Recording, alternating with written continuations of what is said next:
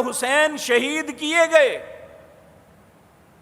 اور شہداء کو اللہ سب سے عزت اور عظمت اور رفعت والا مقام دیتے ہیں۔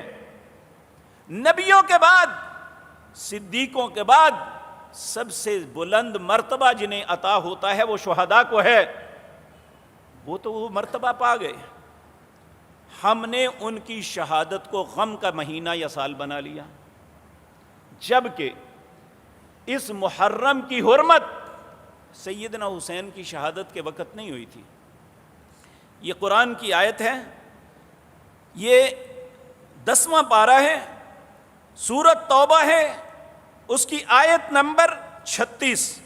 اللہ فرماتے ہیں ان عدت الشہور عند اللہ 12 شہرا فی کتاب اللہ یوم خلق السماوات والارض منہا 4 حرم۔ جس دن اللہ نے زمین آسمان بنائے تھے، اسی دن اللہ نے سال کے مہینوں کی گنتی 12 بنائی تھی۔ کس نے بنائی؟ اللہ نے۔ کس وقت بنائی؟ جس دن زمین آسمان بنائے تھے۔ اس وقت نہ تو کوئی انسان پیدا ہوا تھا، نہ کوئی انسان شہید ہوا تھا، نہ کوئی انسان دنیا میں آیا تھا، بلکہ پہلے ہمارے باپ سیدنا آدم بھی پیدا نہیں ہوئے تھے جب اللہ نے زمین و آسمان بنائی۔ تو اس وقت دنوں کی گنتی، مہینوں کی گنتی 12 بنائی۔ ان عدت الشہور عند اللہ 12 شہرا فی کتاب اللہ، اللہ نے اپنی کتاب میں یہ بات لکھ دی تھی۔ منہا 4 حرم، اس میں 4 مہینے حرمت والے ہیں۔ 4 مہینے حرمت والے رسول اللہ نے ان کی نشاندہی فرمائی۔ 2 گزر چکے، ذی قعدہ، ذی الحجہ اور محرم، یہ 3 مہینے پے در پے حرمت والے ہیں، اور 1 مہینہ رجب کا ہے جو شعبان سے پہلے اور جمادی الاخری کے بعد آتا ہے۔ یہ 4 مہینے اس دن اللہ نے ان کی حرمت قرار دی تھی جس دن زمین و آسمان بنایا تھا۔ تو اسلام کا تقاضا یہ ہے، مسلمانی کا تقاضا یہ ہے کہ ہم ان کی حرمت تسلیم کریں۔ اللہ نے پہلے دن سے بنائی تھی، یہ بعد میں کسی واقعے کی وجہ سے حرمت نہیں ہوئی۔ جب ہم اللہ کے حکم کو چھوڑ کے کسی اور طرف منسوب کریں گے تو یہ دین کے اندر غلب ہوگا۔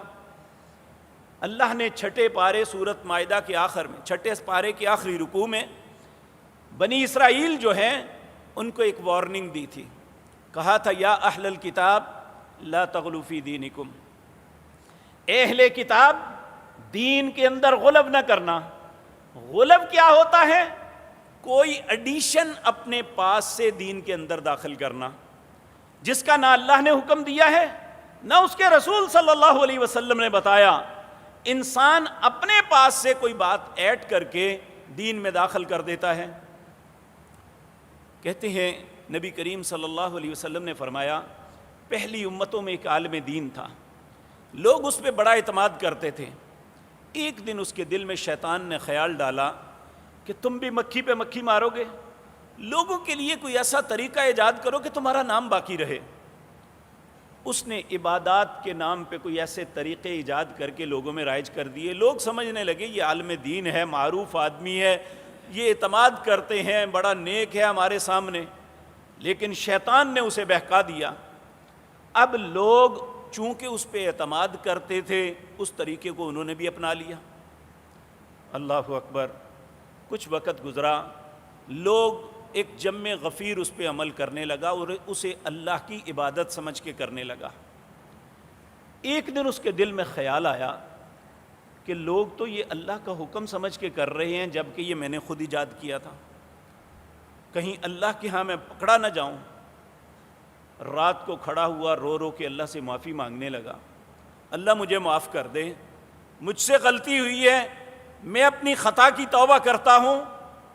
جب رات کو سو گیا تو نبی کریم صلی اللہ علیہ وسلم نے فرمایا، خواب میں اللہ نے اسے دکھلایا اور اسے یہ بات کہی، اگر معاملہ ہوتا تیرا اکیلے کا، تو نے اکیلے کوئی گناہ کیا ہوتا تو میں تمہیں معاف کر دیتا، لیکن تیری وجہ سے ایک پوری امت گمراہی میں مبتلا ہو گئی، میں اللہ نے اپنی عزت اور جلال کی قسم کھا کے کہا میں تمہیں سزا دے کے رہوں گا۔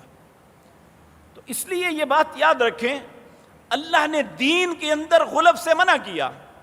جب بنی اسرائیل باز نہ آئے تو اللہ نے 2 نبیوں کو ایک اسپیشل کام کے لیے بھیجا۔ وہ کام کیا تھا؟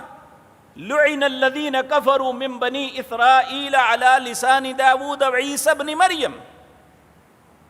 اللہ نے 2 نبیوں کو، داود علیہ السلام اور عیسیٰ علیہ السلام کو بھیجا، بنی اسرائیل میں جا کے ان پہ اللہ کی طرف سے لعنت کر دو، کیونکہ یہ